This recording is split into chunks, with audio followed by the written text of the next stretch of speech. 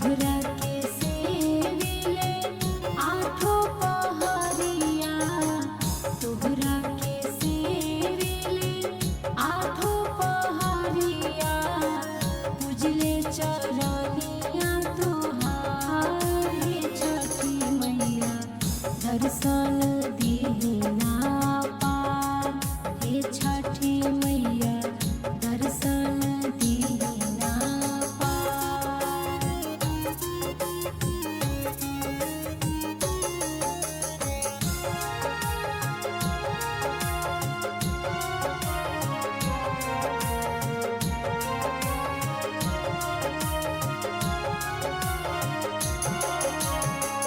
लक्ष्मण के जैसन हो देवर मांगिले, लक्ष्मण के जैसन हो देवर मांगिले, बेटवा तो कुश के समान हे छठी मैया, दर्शन दीना पार हे छठी मैया, दर्शन दीना पार।